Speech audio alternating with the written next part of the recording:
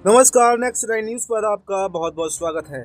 Samajwadi party के अध्यक्ष अखिलेश यादव ने प्रयागराज महाकुंभ में मची भगदड़ के मारे गए लोगों के आंकड़े छुपाए जाने का आरोप लगाया है और मंगलवार को ये मांग की है कि महाकुंभ की व्यवस्था के बारे में स्पष्टीकरण देने के लिए सर्वदलीय बैठक बुलाई जाए और वहां पर विभिन्न व्यवस्थाएं सेना के हवाले से की जाएं। और इसके अलावा अखिलेश ने बीजेपी की अंदरूनी पॉलिटिक्स पर भी चुटकी ली है और बड़ा दावा किया है। यादव ने मंगलवार को लोकसभा में राष्ट्रपति के अभिभाषण पर धन्यवाद प्रस्ताव पर चर्चा में भाग लेते हुए कहा कि जिस तरह से सरकार बजट के आंकड़े दे रही है, महाकुंभ में मरने वालों के आंकड़े भी दे तथा घायलों के इलाज, भोजन, परिवहन आदि का आंकड़ा संसद में पेश किया जाए।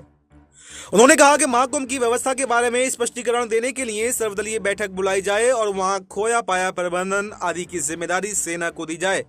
अखिलेश यादव ने केंद्र सरकार, उत्तर प्रदेश सरकार को आड़े हाथ लेते हुए मृतकों के आंकड़े छुपाए जाने का आरोप लगाते हुए कहा कि हादसे के लिए जिम्मेदार लोगों पर घोर दंडात्मक कार्रवाई भी की जाए।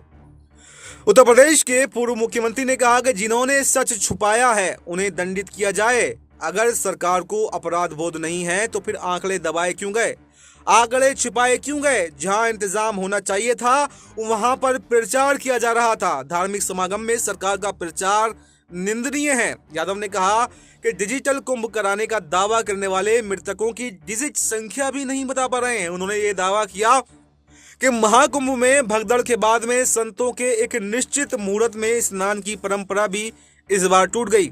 सपा सांसद ने कहा कि अगर मेरी बात गलत है तो फिर नेता सदन यानी कि प्रधानमंत्री नरेंद्र मोदी इस चर्चा के जवाब में बताएं। उन्होंने ये दावा भी किया कि भगदड़ की घटना के 17 घंटे बीत जाने के बाद में राष्ट्रपति तथा प्रधानमंत्री के शोक संदेश के बाद उत्तर प्रदेश के मुख्यमंत्री ने लोगों के मारे जाने की बात स्वीकार की है।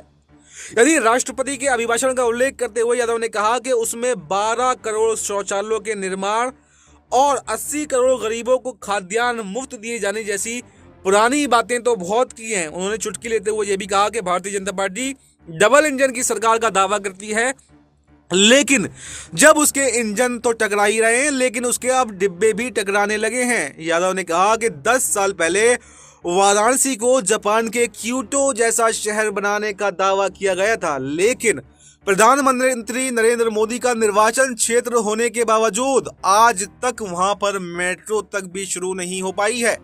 उन्होंने कहा कि दिल्ली में चुनाव है और अभिभाषण में दिल्ली मेट्रो के विस्तार का उल्लेख है, लेकिन जो दिल्ली में मेट्रो बना रहे हैं आखिर बनारस में क्यों नहीं बना पा रहे? उन्होंने दावा किया कि उत्तर प्रदेश में जितनी मेट्रो चल रही हैं सपा सरकार की देन है, ये भाजपा की देन नहीं है। यादव ने कहा कि दिल्ली का विकास अपने आप हो जाएगा, बस शर्त एक है कि इसमें केंद्र सरकार, भाजपा की जो सरकार है, वो हस्तक्षेप करना बंद कर दे।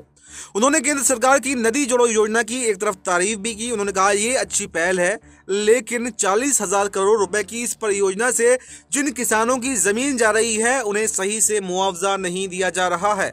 उत्तर प्रदेश में पूर्ववर्ती सपा सरकार के समय आगरा लखनऊ एक्सप्रेसवे पर वायु सेना का विमान उतरने का जिक्र करते हुए यादव ने कहा कि ये सरकार एक भी ऐसा हाईवे बनाकर दिखाए कि जिस पर विमान उतरा हो। तो इस पूरी खबर पर आपको क्या कुछ कहना है, कमेंट बॉक्स में आप अपनी राय दे सकते हैं। फिलहाल इस खबर में इतना ही। देश और दुनिया की तमाम बड़ी खबरों के लिए आप बने रहिए हमारे साथ और देखते रहिए नेक्स्ट 9 न्यूज।